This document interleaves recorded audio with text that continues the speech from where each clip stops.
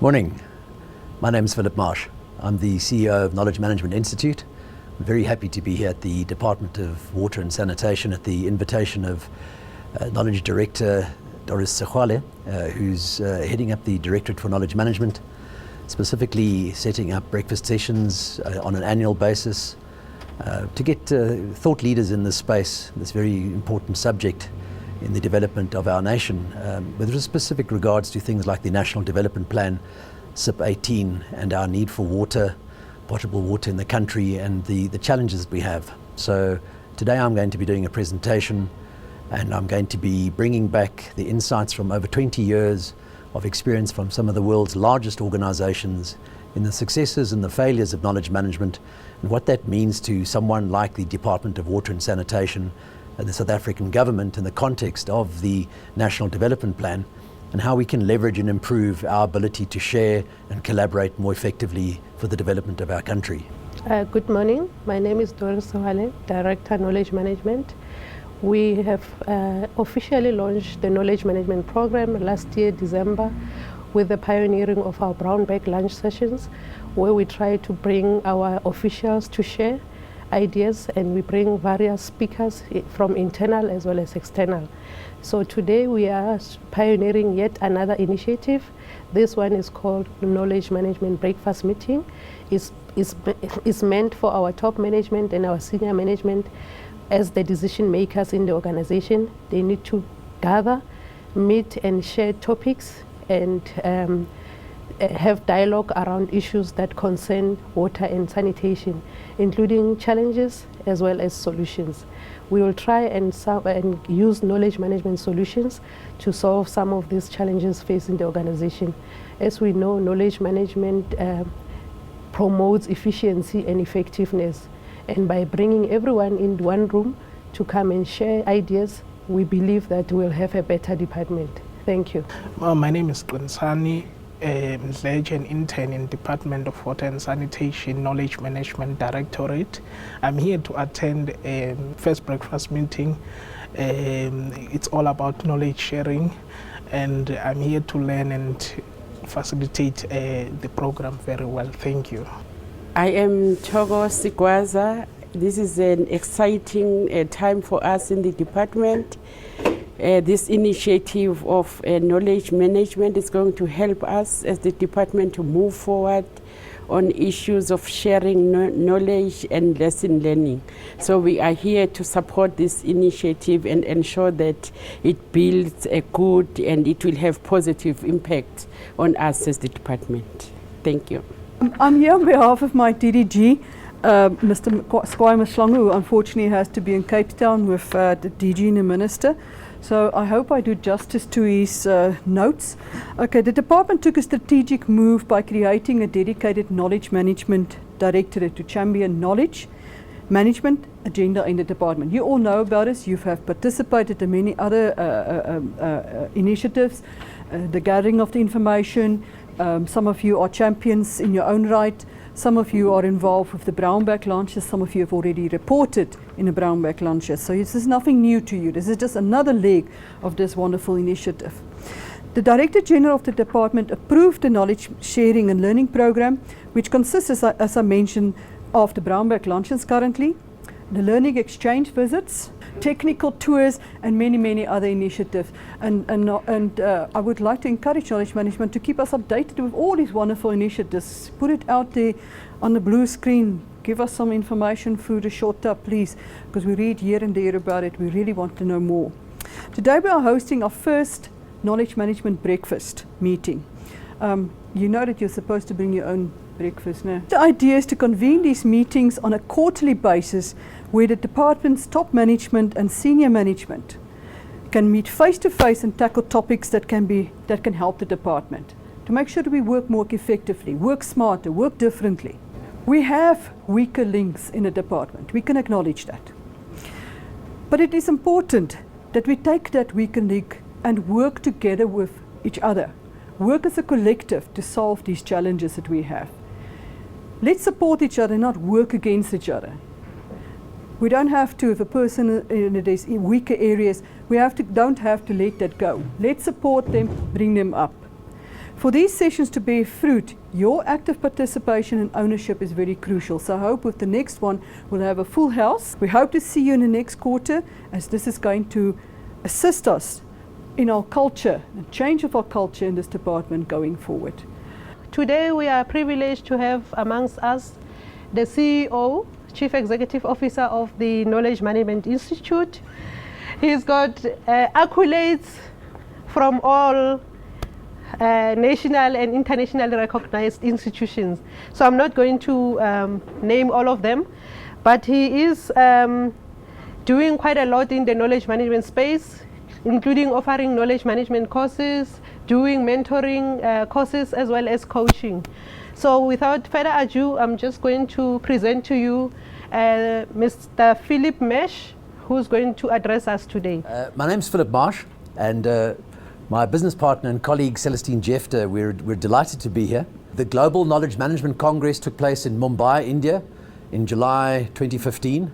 I was invited as a keynote speaker to do an address, and it gave me an opportunity to mix with around 1,000 people from around the world, CEOs, the directors of knowledge management, the leaders of knowledge management from many of the world's largest organizations, some of the biggest construction companies, consulting companies, General Electric.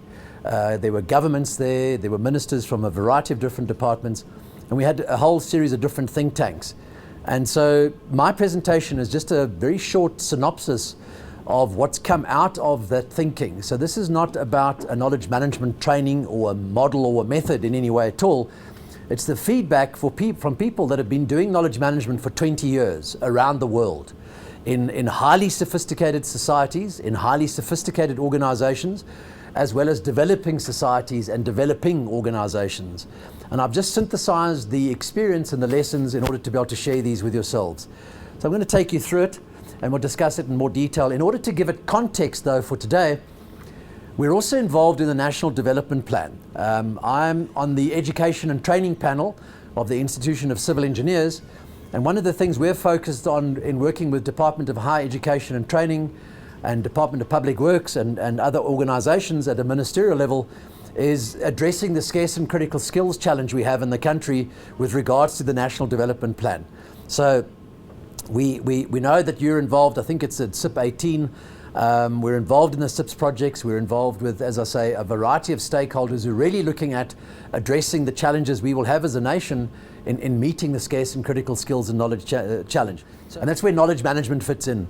It is probably one of the most important initiatives and disciplines that any organization can consider, and yet there are some real lessons, some tough truths that we have to face. Knowledge management has been around for probably since about 1995. Okay. Knowledge management is a synthesis between people, process, and technology. So that was the mantra. The war cry for knowledge management was, if you could synthesize the people aspects with the process aspects and the technology aspects, you would get knowledge to flow like oxygen in your organization, or like water, let's rather say water in your organization. Okay. So, some interesting, some feedback that's come. So you probably all are aware of Tom Davenport, Professor Tom Davenport. He's an American academic, one of the sort of forefathers and founders of the whole knowledge management movement. He wrote a groundbreaking book in 1998, Knowledge Management, and it really deals with how organizations manage what they know. So that was his book. Tom Davenport, if you go and Google him and do some search, is the second most cited author of all time. So that knowledge management book in 1998 really hit a business management mark. It hit the leadership, it hit the business management, it hit the academic institutions, it hit the governments, and it was seen as this new panacea that would solve all ills and all evils in organizations, because we would share and we would care and we would collaborate and we would communicate, and all of the problems would go away, okay? All written in that fantastic book. And it's exciting to say that knowledge management is making a comeback, but it's making a comeback in a totally different way. And I'm going to take you through that totally different way so that you don't rush off down where everybody went initially and do classical knowledge management, because it won't deliver value to you. So, the key mistakes. The first one, absolute consensus that everyone followed the technology And so when the synthesis between people and process and technology, everyone ran down the technology route, elaborate databases, search engines, auto-categorization, knowledge repositories, all of these wonderful things. So in 1995, the internet had been born, networking was happening, so people could collaborate not just in the same office, but in bigger offices and even decentralized offices. Everyone ran that route. The technology route has failed. So that's the important thing. Everything that is in the technology space is no longer knowledge. So the big realization is technology is very effective at sharing and distributing very efficiently data and information, but it cannot distribute knowledge. So that's the first thing we have to get our heads around, which is different to the last 20 years of thinking. Okay? The second one is the process approach failed. So sitting down with people doing process maps and workflows and critical path analysis and all these kind of things, and then putting it into policies, procedures, manuals, method statements, guidelines, etc., that failed. Because that produced an information overload. It produced too much stuff. It wasn't well taxonified. It wasn't sort of structured in a way that people wanted to get it. There was too much fluff around it, too much padding in it, and people couldn't get to the critical knowledge that they needed in it, because it was, once again, it was information and it lacked context. And that was an important thing. So all the work that people did on communities of practice, sitting down, process mapping, experts and things, none of that seems to have delivered value. Those organizations still make mistakes, they still have problems. And what was 100% consensus from people across the world, from different cultures, from very sophisticated societies to very impoverished societies, people that were there. So people working in dire poverty in places like India, people working in very sophisticated societies in Scandinavia's and some areas of the United States and Canada, etc. Everyone agreed that the people approach was completely misunderstood. The people approach tended to be training, and it tended to be areas like this where so concepts and models and ideas and policies and procedures, method statements were trained to people, and the thinking was that they would synthesize all this stuff, they would create all the necessary brain connections and associations, they would just simply understand the context of how to apply the information knowledgeably, and that they would go away and they would be empowered and enabled and be very good at doing what they're doing. So these are the key mistakes that were made. That initial mantra did not work the way it was expected. So some expensive lessons. The first is that a lot of time and effort is needed to produce knowledge, inverted commas. And so it goes back a step. What is knowledge? So there was a lot of discussion in India, as there have been at all these different presentations I've given around the world over the years, and in South Africa.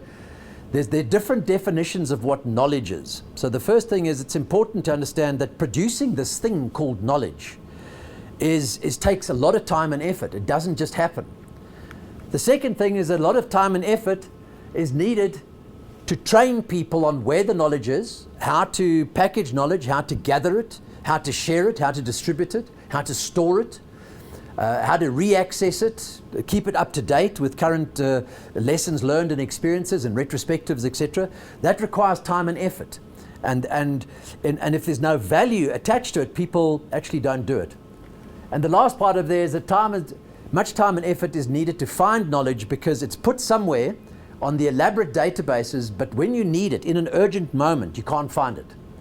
So there's a policy or a procedure, or it's a document or something that you know it's there somewhere, but you cannot find it, because the way you want to look for it is not the way it's been stored by IT or by knowledge management or by HR or by the process people or by the engineers or by whoever. They've put it in some kind of taxonomy that makes logical sense to them, doesn't make logical sense necessarily to everyone. And so things like taxonomies were too rigid, and we didn't develop things which we now call typologies, which are more sort of generic conversation. It's more, there's this whole new concept now of, instead of a taxonomy, you have a folksonomy. So what is the local vernacular that we will use, and how would people on site, or at your dams or your water treatment plants or your pipeline projects or your pump storage schemes, what kind of key words would they use to go and find critical knowledge? Not what some experts put together or we've put together here in a lovely, comfortable corporate boardroom. How do they want to use the knowledge? So these things fail. These were expensive lessons. in that the packaging, the finding, the training of knowledge was something quite onerous for all the various different stakeholders. So we're about to go and do a whole lot of knowledge management at Lesotho Highlands, one of your project that you very closely aligned with. And we've had people on our knowledge management courses before.